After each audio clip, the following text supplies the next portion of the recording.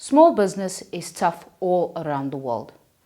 But for an Eldorado Park native to make it as far as he has and still remain humble is really remarkable. Today I sit and speak to Sheldon Thatchell, who started Legends Barber Shop and now is opening up stores all around South Africa and in other African countries. Listen to his story with me and pay attention to how humble this man is after making it this far. He really is an inspiration. I kinda like you.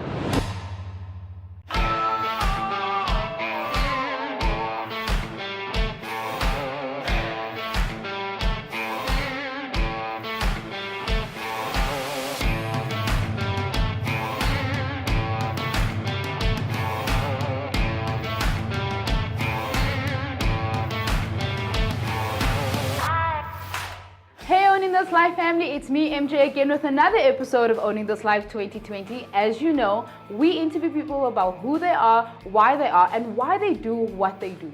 Today we have Sheldon Thatchell with us from Legends Barber. If you don't know him, guys, you need to get out under that rock. He does amazing things in the community and he runs an amazing business that just keeps expanding. Sheldon, how are you? I'm good at yourself, MJ. I'm very, very well. So I wanted to talk about your humility, something that I see very rarely with people who have the kind of business that you have. When I asked you to send me your bio, you literally sent me like 5 lines or something super short. And I'm like, nobody sends you such a short bio. Like everybody has so much to say about themselves, but you generally just said, no, I do Legends Barber, and that's about it. Yeah, that's it. How do you think you stay humble with everything happening for you right now? Yeah, I think that's who I am, you understand? I think, and that's basically what keeps me going, you understand? Just to always remain humble and being somebody that always reads the Bible, you understand? One thing about the knowledge that I've learned is basically if you're always humble, God will lift you up. So it's always that effect that you have in life, you understand? So yeah. So tell me the backstory, because I know you started in Eldorado Park. I have been to one of the first ones with my son on Christmas. Yes. And I mean, when you go to the barber the first time, there's no way in your mind you think this is going to turn into an empire in the next couple of years. What was it like starting the barber, and what was your idea and your vision going forward from that point? Yeah, I think like when I started out, it was just about serving people. I used to do it as a hobby, you understand? I used to cut on the street corner, basically just doing this for fun, you understand? I can remember we were charging 15 rand for a haircut, and it was just to serve people. It wasn't to make money or anything, it was just to serve people. And that's the time when I started out. Eventually, we decided, you know what, people are actually after this, what we're trying to achieve. Because I never thought it would be possible, purely based on there's too many barbers around. Yeah. So there was that perception as there's a barber on each and every corner, and what difference am I going to make? So so I tried it out, and eventually it worked out to be something where people really like it. And fast forward, we're here now. Yeah, I mean, how much stores is it now? I'm seeing that you guys are planning another store opening. How many stores do you have now? So we're standing now on 17 stores, but I think when the show goes up, it will be 18 stores. We're opening our 18th store in Botswana. So You're going international soon. You know, I find your story very inspiring, specifically from the fact that we come from the same sort of area. And the understanding is when you come from there, you're not really going to be made of much going forward in your life. And we kind of just settle for that.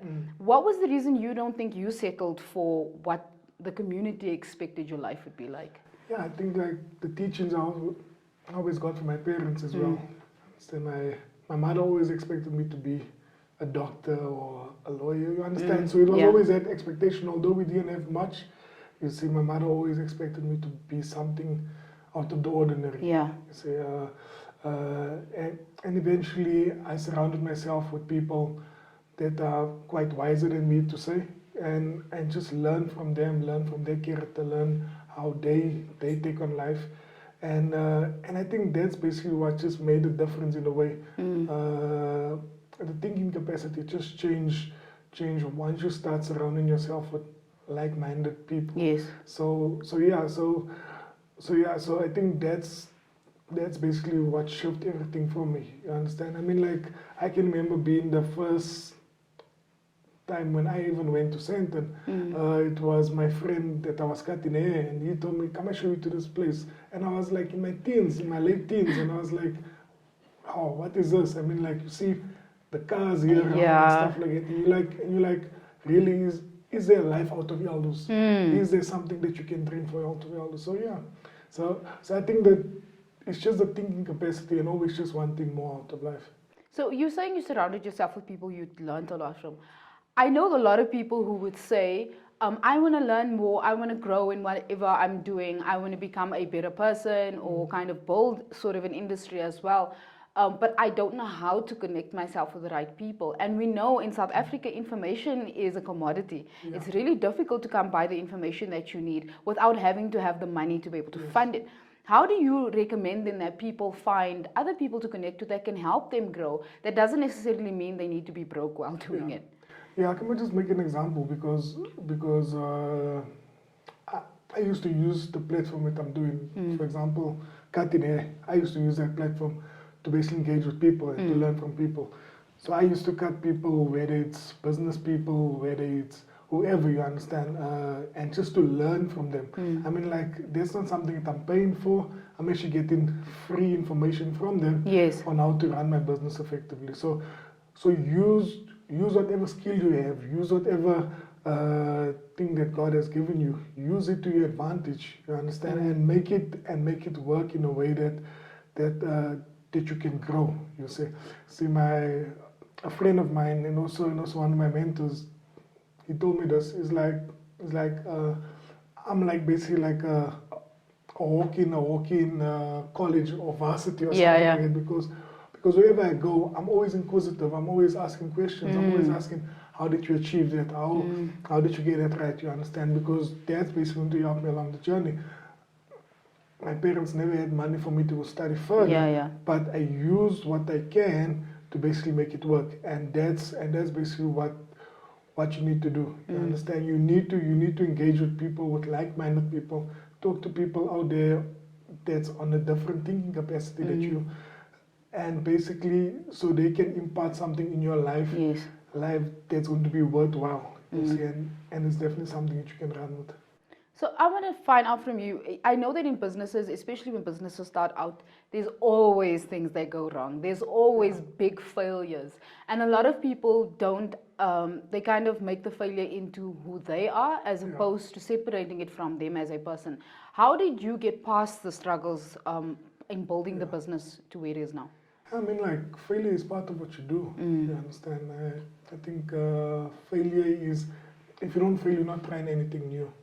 You see, I mean, like, the first time I failed ever was something that I really took to heart. I mean, the first shop closed down just after I got married to my wife, and that just took a downward turn for me. You understand? So I basically took it in a negative way. Instead of changing that negativity and put it in a positive light to say, what can I take out of this and come back and just make it much bigger than it is.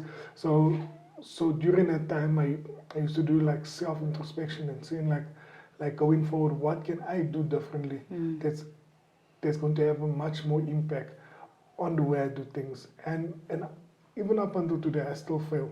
Even up until today, there's things that don't work out according to how I want it to work out. You can ask my team. I'm always on it because I really strive for excellence, and if I don't reach it, I'm like, I failed myself. You understand? And that's the type of person I am. You see, but never take failure to heart as to say that it's over and it's done and dusted. Always look for a way and mean to make it work. I see that even during the time of coronavirus, you guys are still giving back. I know that when you opened the store, you guys were doing free haircuts. Yes. Is that part of the purpose of this? Because I think most businesses, people don't understand that you have to have a purpose in order for it to be successful, right? You can't just do it because you want money, else it will never survive. What would you say is the purpose behind Legends Barber? I think Legends Barber Shop in a nutshell is just to make a difference. You understand? It's just to make a difference wherever you are. You understand? I mean, the little that we can contribute towards the community just makes a little difference if we can. You Yeah. understand? Extending a helping hand to those in need, because we understand if we do have a little, why not share with the next person so they Yes. can also have. You see, so there's a motto of what we do. Everything what we do, basically, just to take you back to why Legends is named Legends. Bef- when we started out, it was just called the barber shop. It wasn't anything else. It was Yeah, just yeah. the barber shop in Yalos. There's a barber shop you must go to in Extension 2, and you understand. So there wasn't a name behind it. When we started going out to our old age homes, and basically we went to our old age home in Extension 3 in Yalos. Yeah, yeah. And we just decided, you know what, let's go out, let's go cut the old people's hair, and let's just try and make a difference, you understand? And basically coming from that is basically us serving them, you Yeah, yeah. understand? And they became the legends. They are the legends of the community. So for us, it's like why not name the barbershop after them? Because Legends, they're yeah. the legends of the community, and that's where the name Legends comes Yeah. from. And everything that we do going forward, it basically plays a part in what we do and how we do things. You see, every store, each and every month or each and every second month without fail, goes out to a community or basically does its little just to make a difference. You understand? Whether it's to give free haircuts, whether it's to give out groceries, or whether it's to go to a school for kids that don't have money to basically come get a haircut. You understand? It's just the little that we try to do is just to make a difference. So tell me about the man behind Legends. Because I know you have a family. Yes. Your Instagram is only gym every morning. You make those of us in lockdown who gained weight feel bad, guys. But I know that you're very family orientated. Yeah. We see your wife often and your kids. Tell us about the man behind all of this. Because I mean, your humility lasts through everything. Yes. And I think that's probably really good character to have when you have a family in this kind of, Yeah. environment that we're in. Yes. Yeah. You know, definitely my wife keeps me grounded. I mean, like, she really just, you understand, some of the things that we go through, you understand, we go through together. We were making a joke about it, and we were saying that it's now almost 10 years that we are married. But during this time, we've basically been sharpening each other. You understand, we out learn things from her, and she'll teach me things, you understand. So there'll be like, and that's the type of relationship that we have together, you understand. I mean, she's on my wedding day, I call her my backbone, but she's basically what keeps me humble, and I owe most of the success basically to her in terms of what she does, you understand. She's really the support structure, you understand, and she really plays a big part in terms of our kids as well, you understand. I mean, like how our kids are being raised, you understand, in a godlike fashion, you understand. Yeah. And that plays basically a big role in terms of being able to have me outside and basically covering the house. Yes. You understand? So yeah, she's my rock, and I'm the kite, and I'm just trying to fly. What do your kids say about what you do? Because I mean, obviously the kids are young; they're not in the full understanding of the kind of impact this is not only having on your guys' lives, but on people in the community's lives as well. Because they look at you. I mean, Yeah. I know anybody who says your name, and Yes. someone said it earlier. Anyone who says your name is like, I need to meet this guy. This guy's just doing the things. Yeah. Because we know you don't often see this where we come Yeah. from. What is their impression of Daddy and the Yeah. business that you run? Yeah, I think to them they're still a bit, how can I say, I'm still trying to be the perfect father figure to them, you understand, because they expect a father to always be there by their sides when something is happening, you understand. So I think I'm more of a father figure than a business person at home, you understand. They know Legends Barber Shop, but they don't actually know it, you understand. They don't understand what's happening in the business itself, you see. So yeah, I think they know more about the father that's by the house because basically there's a type of roles that they have to play. Yeah. You understand? At home you have to be a father to the kids, and you just need to live barber shop outside the door until the next day. So yeah. That's very difficult for a lot of very people to difficult. do. It's difficult. Because especially because you guys run the business basically together, Yeah. it's really hard to separate your personal life from your business life. How do you think you managed to do that effectively?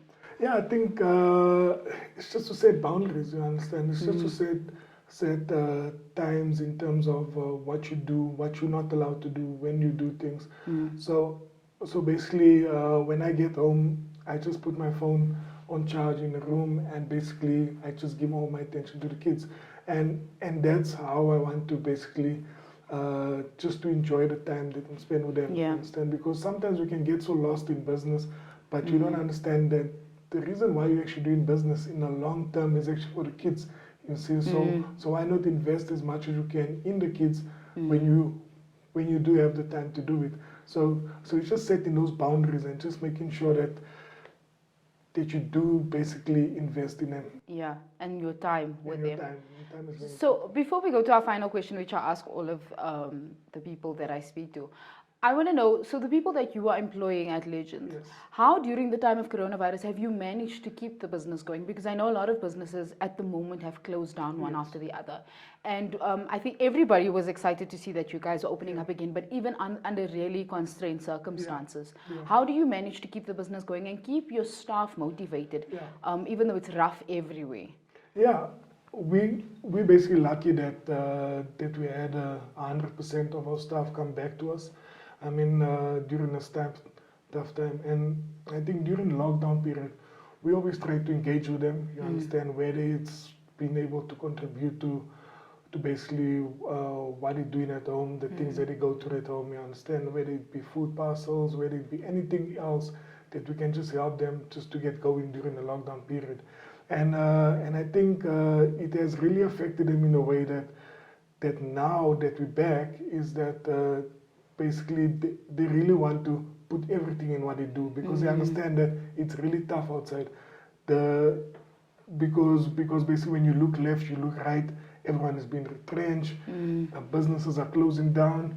So for them, they're actually cherishing this opportunity more than everything right now, because they understand that what if something like this might happen in the next coming months to come. You see, so I think they really cherish basically what we do, and we're really fortunate to basically have the staff that we have as well. Owning This Life family, if you don't know anything about Legends Barber and what Sheldon does, here's a quick overview of what Legends Barber is all about.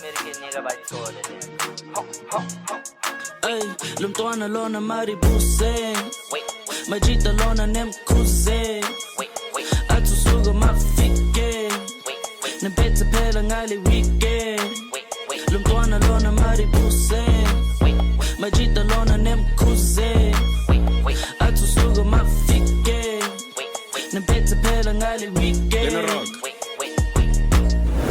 Robot said I'm inside with no tags, more drip than tea bags, all black like no mags, on point like zigzag, I'm on top like do-rags, I don't tweet to fake brag, I get paid to push swag, switch up, Mighty Busin, Mbusin, Batu Shala Hamba Pants, Mina Nitu Puzin, Jalo Funu Bona Bona, Mina Nitu Tingin, Wonku Muntu Lala na, Intekina Gavuse. Now you know all about Legends Barber. So I want to know from you, Sheldon, with regards to the fact that you guys work with pretty young children, well, not children, but they mean the young adults. Yeah. And our generation understands business very different. How do you cope working with 20-something-year-olds and their mindset and where they are at with regards to assisting in the business or leading in the business?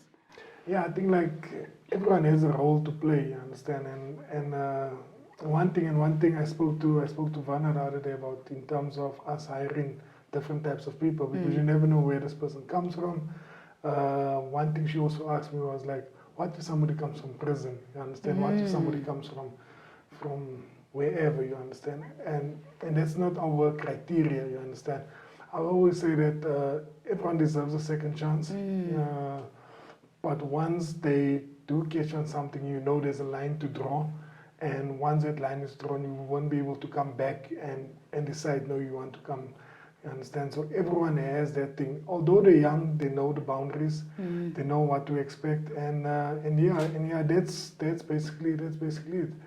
No, that's great because honestly, I've watched businesses close down and it's really heartbreaking to see someone whose blood, sweat, and tears is now all gone and not having the kind of assistance that they need.